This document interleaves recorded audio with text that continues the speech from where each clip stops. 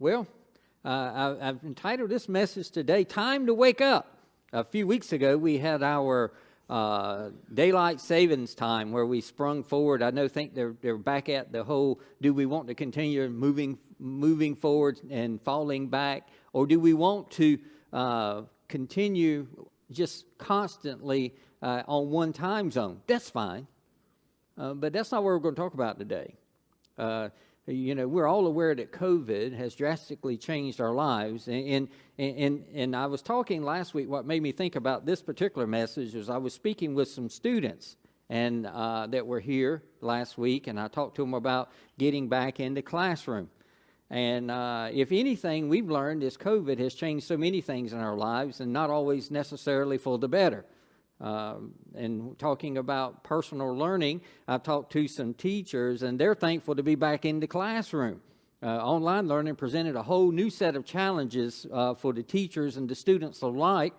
And one of those is getting the students to get up and be alert and ready for their instructional period when it came time for it in class. Teachers mentioned about how students would be lying in their beds half asleep or fall back asleep during their instructional period.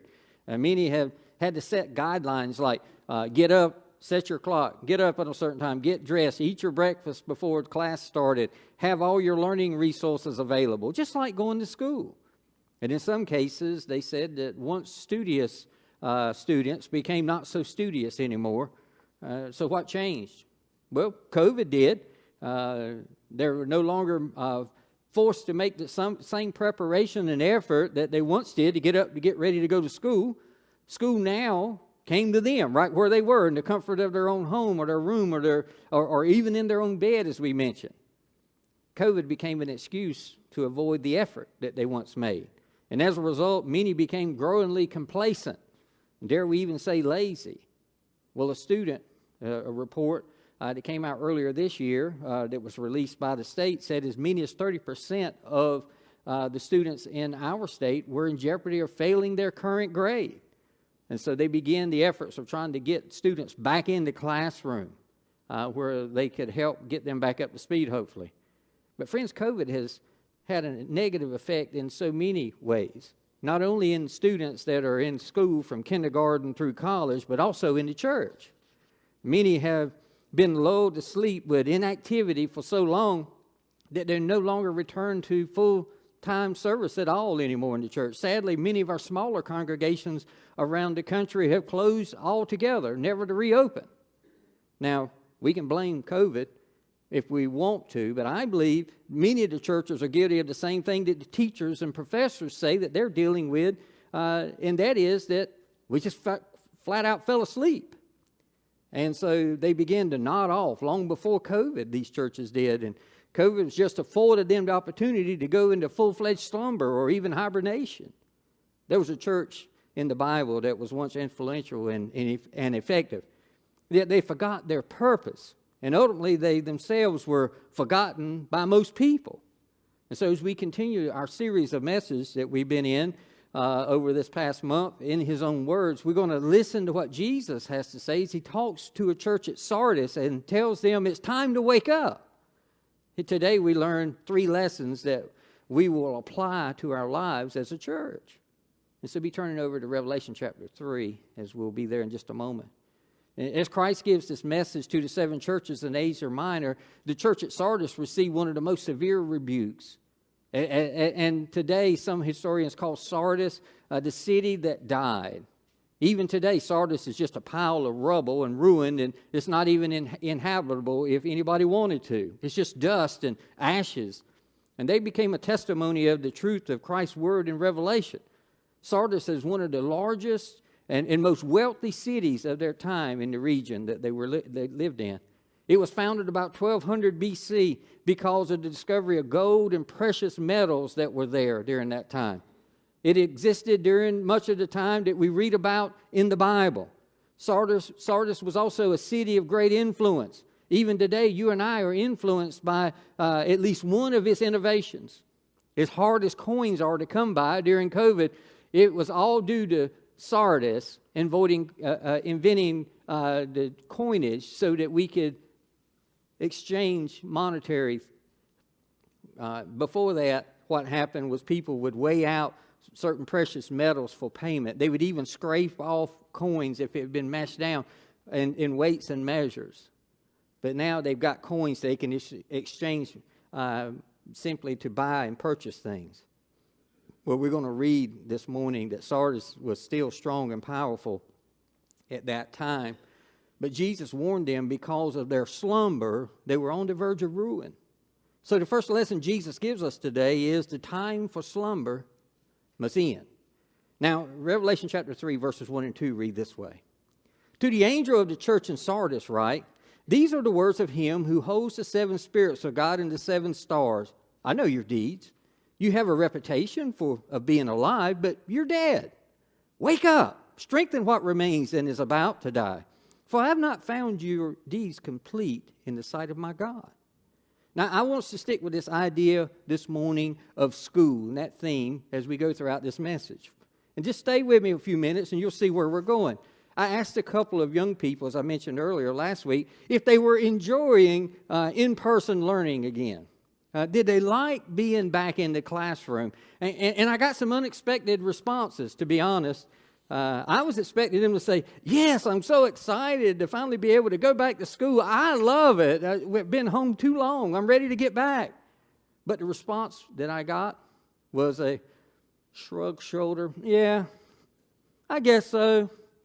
And I was like, well, I thought you would like to be back in the classroom, to be back with your teacher and be back with your friends. And the response was, I am, but you just have to get up so early. And friends, if you've gone to school or held a steady job, you know that there's some things that you've got to do to be successful. You will never be truly successful laying around the house and staying in the bed. And a lot of college students say that they like to go back to their room and take a nap after class rather than go to the library and study for an assignment or a test that's coming up.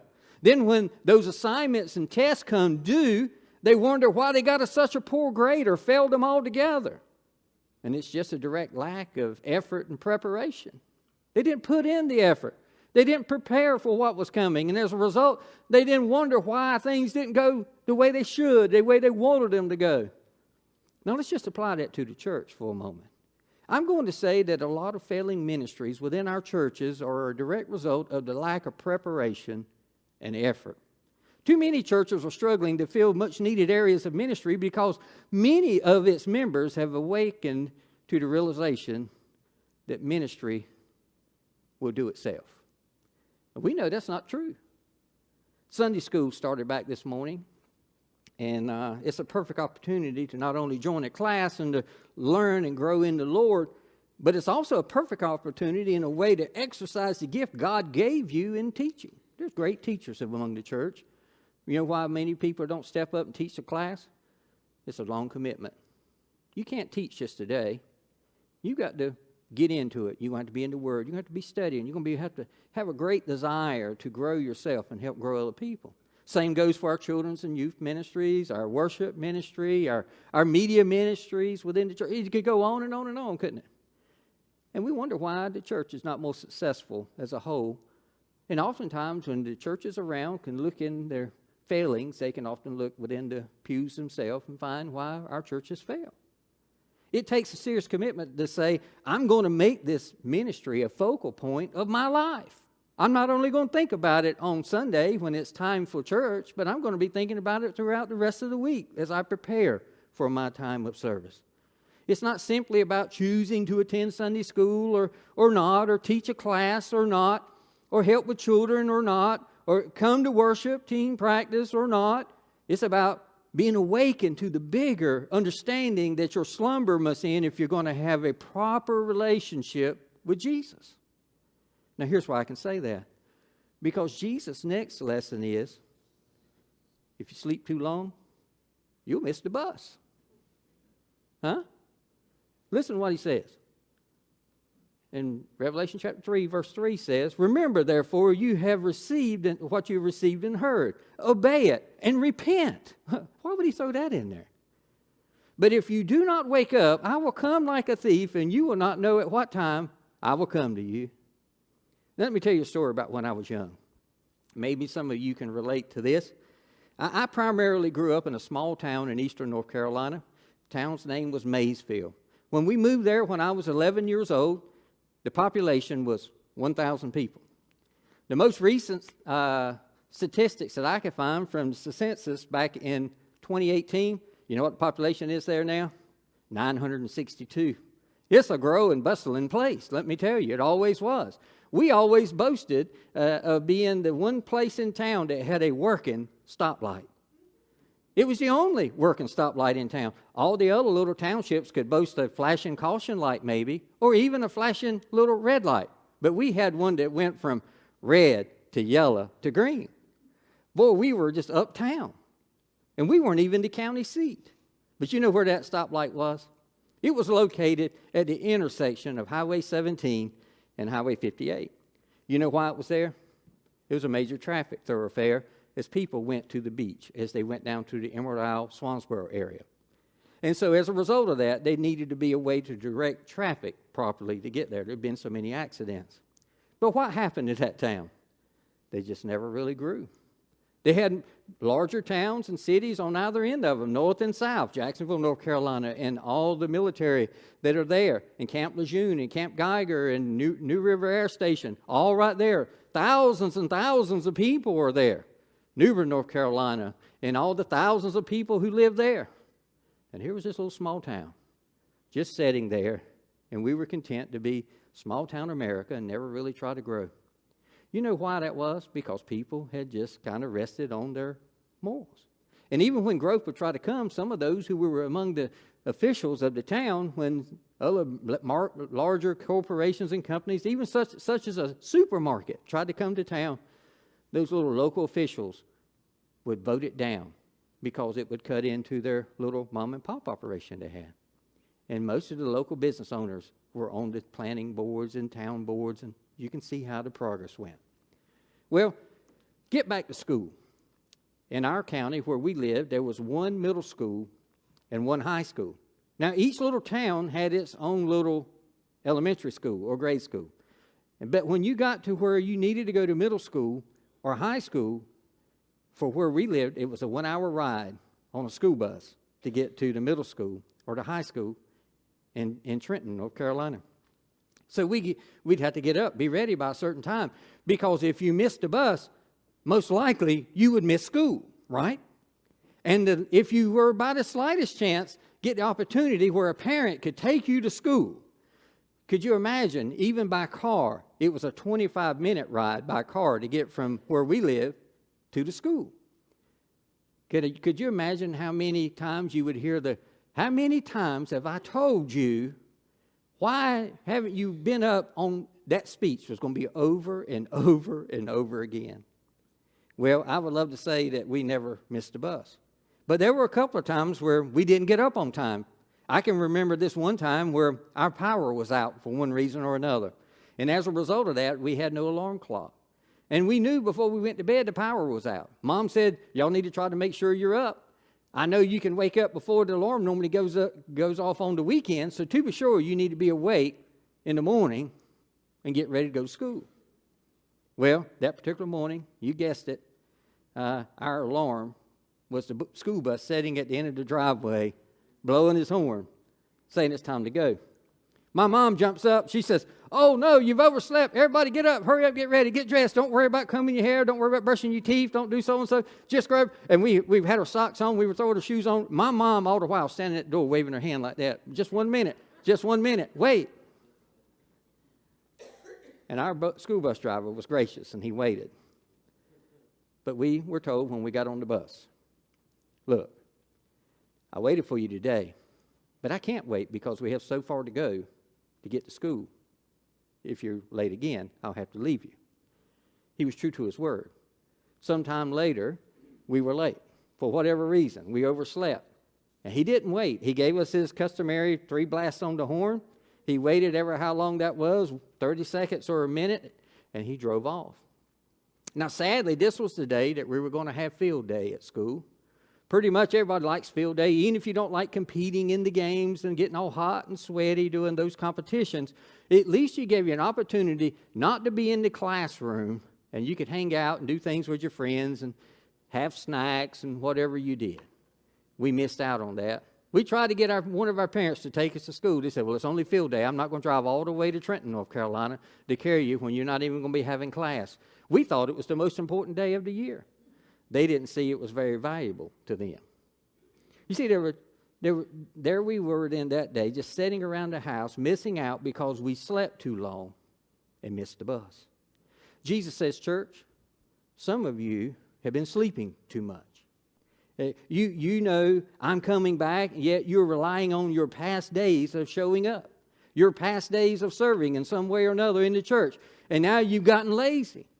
And when you get lazy, you fall asleep. Lesson of the parable of the talents in Matthew chapter 25, we read that there was a man who was getting ready to go away. And he gave some talents to his people there, and to one he gave 5, and another he gave 2. To another guy he gave 1. Now, what happened? Well, to the one he gave 5 and the one he gave 2, they went to work. They must have worked pretty hard because they doubled what the master had given them. When he came back, he says, wow, you've been faithful in a few things, little things. I'm going to put you in charge of many things. He rewarded them greatly. To the one he only gave 1, he said, where's yours at? And he says, Master, I knew you were a hard person. And I knew that I didn't want to lose what you gave me. So I buried mine in the ground. But here it is. I went and dug it up and gave it back to you. You know what that man said? Obviously he was lazy because he didn't even try. But he didn't just call him lazy, did he? He said, you wicked, lazy servant.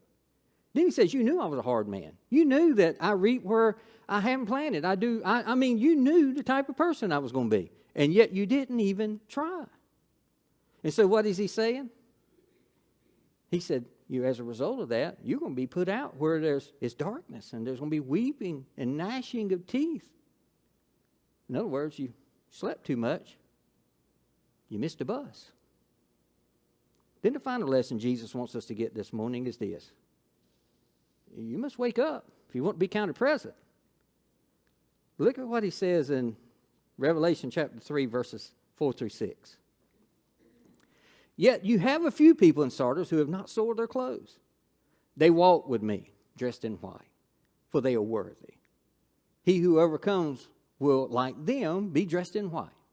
And I would never blot out his name from the book of life, but will acknowledge his name before my Father and his angels. He who has an ear, let him hear what the Spirit says to the church.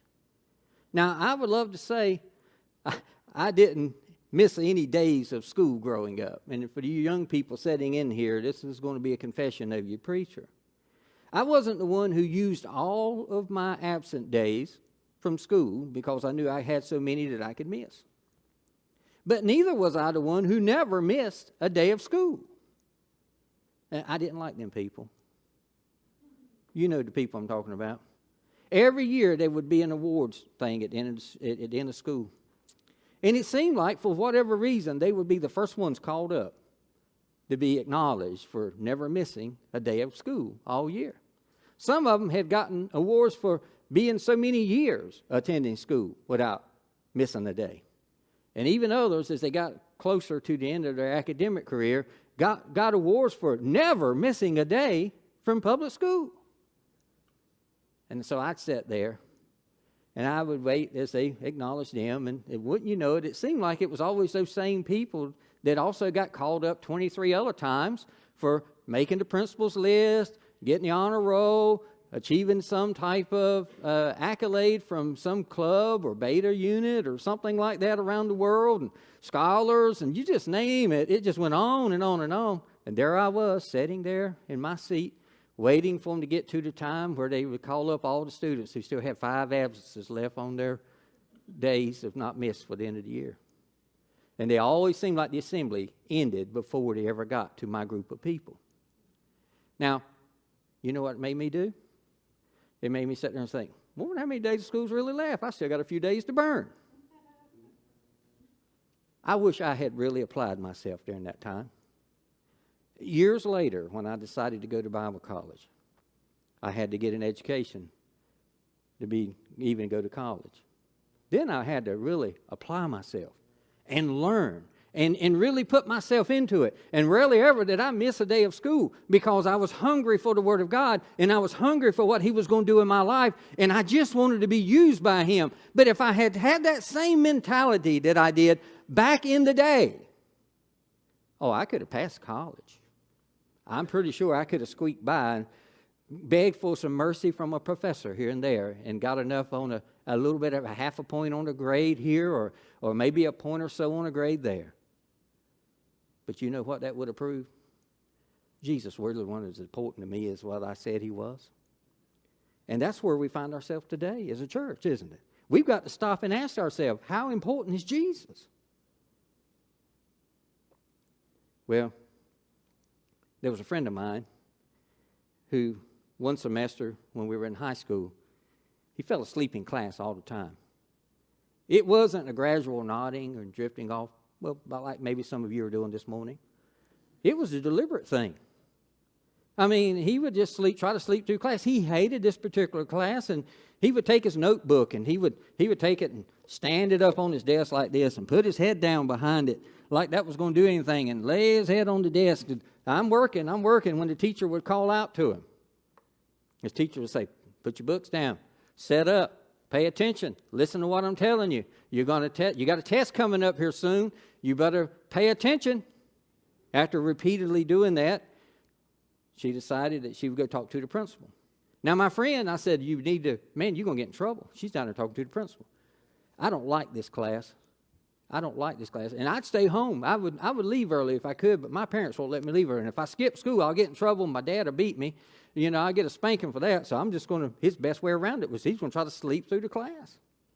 So the teacher, after daily warning him to sit up, pay attention, do his work, decided to just sleep. And as my friend slept through class, she visited with the principal. And there they decided just to count him absent. We warned him. We've talked to him. He's been showing up. Yes, he's been here, but he's not in the game. He's not learning anything. He's not applying anything that he's getting here. So count him absent. Maybe he will learn. So progress reports come up. You know how it is. You get a progress report. You get a report card at the end of a grading period, but in the middle of that, you get a progress report. And my friend, that when the progress reports came out, he had just enough he'd do enough work to pass the grade, do the test and stuff like that. So he was there chomping on his proud D that he was getting through class. But when he looked down where it said absences, he said 9. 9 absences in that same class that he had been there every day. And he began to get upset, and he said, this ain't fair. This ain't fair. I've been here every day. And they said, you were here, but you weren't present. And you have to pay attention if you're going to be counted present. And all kidding aside, Jesus is saying here, you must wake up and be counted present. Church, we've used COVID to cover over a larger issue, I believe, and that being that of complacency. Complacency brings on apathy. Many have slacked off and thought just showing up occasionally was going to get it cut, going to do it for us. Believing that all we have to do to make the grade is just kind of pop ourselves in once in a while and pop ourselves back out. But that's not what Jesus is saying. As a matter of fact, a lot of these people that he's speaking to early on in this passage are probably the ones that he would hear Jesus' words when he says in Matthew chapter 7, verses 22 and 23, many will say to me on that day, Lord, Lord, did we not prophesy in your name and in your name drive out demons and perform many miracles? And then he said, I will tell them plainly. He's not going to beat around the bush. I never knew you. Away from me, you evildoers. In other words, to those, he says, you fell asleep and you didn't wake up. You missed the bus. I couldn't count you present. Even when you were here, you were somewhere else. That's why he says in Revelation 3, the latter part of verse 1 and verse 2, I know your deeds. You have a reputation for being alive, but you're dead. Wake up. Strengthen what remains and is about to die. For I have not found your deeds complete in the sight of my God. And so in these words, we, believe it or not, find some hope. He's saying it's not too late. You just need to finish what I called you to do. Wake up, regather your strength, and press on, he's saying. As we mentioned earlier, God's given each of us a talent. Let me ask you, are you using yours for him? A dear friend owned a small country grill in Nash County. It was open every morning at 6 a.m. for breakfast. It closed every day at 2 p.m. after lunch. Always closed on Sunday. He was a good Christian man, went to church. He was never married. Several years ago, he decided he was going to purchase a place in West Jefferson, here in North Carolina. He'd go there on the weekends. He loved it. He'd leave on Friday after closing the restaurant. He had a man that worked with him, and his fiance would come in on Saturday and do the breakfast crowd. But my friend would leave on Fridays and go to his place at West Jefferson. He'd stay there till Monday evening because they were always closed on Sunday and Monday, open on Tuesday for the rest of the week. He told me one day, he said, when I was in there eating breakfast with a couple of the ladies from our church, they were much up in age, so Amy don't have any threat for that. They love to go there. They almost go every day it was open. Get them a hot dog and share a thing of fries, and they'd get them a Diet Mountain Dew and split that. They said, preacher, come, we'll buy you a hot dog. So I'd go and visit with them and eat a hot dog with them. One day my friend said, they owned a little restaurant, preacher, you'll appreciate this. And he showed me a picture of his place, and it was beautiful. He went on to tell me that one of the reasons he chose that particular place was on the way, you could see this little white wood frame church on the side of the mountain. He said in his own words, preacher, it's beautiful. It looks just like it came right out of a normal Rockwell painting. So that's how he chose how he would go to church and where he would go to church and how he would attend on the weekends. Good Christian man, like I said. It wasn't the powerful preaching of the word. It wasn't the lively worship service that he heard about from the area people. It wasn't even as a result of receiving a personal invitation from one of the members in the community. He chose that church because it was nice to look at when he drove by. So he began to attend church services. The preacher was nice, and in my friend's words, he says he preached an okay sermon. They sang a cappella there, not by choice, but as a result of not having a piano player. At the front of the church sat a piano and an organ. Each week before the preacher gave his message, he would take prayer requests, and they would pray over those prayer requests. He would pray over the service there, and he always concluded his prayer this way: and Lord, please send us a piano player. Well, in the meantime, my friend was going, and his parents began to come up each weekend and stay with him at his place there on the side of the mountain. And they would begin to attend that Norman Rockwell painting church along with him. My friend said that he and his parents would sit there week after week, and they'd hear that prayer until one Sunday, the preacher, when he got ready to conclude his prayer, said, and Lord, please send us a piano player. He said it was like the Lord slapped him in the back of the head. And he said, you play the piano and the organ. Not only that, his dad was an accomplished musician. And in my friend's own words, my dad is real great. And I've heard this man play, but I've never heard his dad. He said he's one of the best I've ever heard. So not only had the Lord been all along as they were praying about what God wanted, the preacher was praying about what he wanted to see God do in his church, not only did he send him a piano player, but he sent him a organist as well. The only problem that my friend had after listening to them prayers every week, week in and week out for months, was that when he went up there, he was in vacation mode and not in serving mode. But for whatever reason that day, God woke him up. And so every weekend, he plays music at that little church. And they fill that place up with beautiful music for the people to sing to. Oh, it's just a testament of what we can do if we just say, God, what gift have you given me? How can I use it for your kingdom? And no matter where you place me, let me fully glorify you. And now he looks forward to making church every week and playing the piano. What has God gifted you to do? Jesus says there are some who haven't tarnished their record. He's commending you if you haven't done so. He says there are those who've stayed awake. You paid attention. You put in the honest and often hard work. You're going to be rewarded for it by Him. But the one who puts their heart into serving Jesus and His church, He says, they're not going to be necessarily perfect people. So don't let other people say, well, I would do that, but, I've had a past. I've had an issue in my life. But they purposely are not doing things now to tarnish their garments. They work hard at presenting the church as the spotless bride of Christ and do everything they can to protect her. Well, you can say, He says to you, if yes, you will walk with me. You're worthy. Your name would never be blotted out of my book of life. You're counted, present.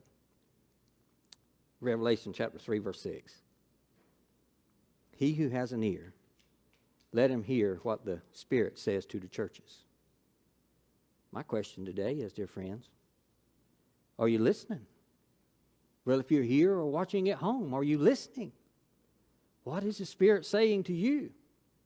Oh, it's nice to know that we came to church last week and had a good number of people show up for worship service. It was Easter after all. People do that. Remember, I said at the beginning of the message, even good people, maybe not even knowing Jesus, will say the right thing to do is to go to church on Easter. They'll even attend services on Christmas because it's just the right thing to do. It becomes part of their tradition. Good people will go to church at Christmas. But what is God calling you and I to do in the meantime? And how can we serve Him more faithfully? He says it's time to wake up if you're going to be counted present. But if you don't, you may very well miss the bus. And I pray as we get ready for our invitation that we're saying, God, there's something in my life that needs to be awakened that I'm not doing for you, or I'm not following you, or I'm not honoring you in my area of service, because we've all been given a gift. I'm still trying to find mine. I pray one day that God will completely reveal it to me. But in the meantime, I'm going to keep searching. And I'm going to keep trying. And I'm going to use the lessons of my past when I wasn't the great student that I should have been. And I was always looking just to squeak by. I'm going to say, God, forgive me. Don't let me go down that road again as I serve you and as I follow you. What about you? Maybe today you're saying, well, I just want to be right with Jesus. That's going to set me off in the right direction. I want a full commitment to Christ. And if that's you today, I want you to respond during this invitation. I want you to come down and just say, look, I'm just giving my life to Jesus. Or I'm rededicating my life to Christ. Or I'm going to rededicate my gift to God that He gave me. I know I've done this in the past for Him, and I want to continue to do that. Whatever God is calling you to do during this time, would you just open your heart to it and say, hey, I'm fully awake, God. I'm fully awake, and here I am. Pray with me. Father, thank you for your faithfulness. Thank you for all that you do. I praise you for the people in this room. Thank you, God, for those who are watching at home. We ask, God, that we don't let that become our complete opportunity for worship. We thank you that you give us, as New Testament Christian Church, the opportunity to minister to those who can't be with us weekly. And if they need to miss a service due to work or illness, that they've got that to fall back on. But never let us let that become, well, the only thing we're getting. Because sometimes it draws us, as those students did, falling into virtual learning. When virtual church is there, it makes us, well, we made jokes about sitting around in our bathrobes, drinking coffee, doing church, or lying in our bed. But you're worth more than that. You've invested too much in us, as Steve mentioned in his communion meditation. Every drop of blood Jesus had, you poured it out for us. God, that's worth something. It's not something we can cover and pay ourselves. So, Father, let us completely in this time surrender ourselves to you. Lord, whatever we have is yours. We're fully awake to what your call is. May the Spirit be nudging each one of us. We pray it in Jesus' name. Amen.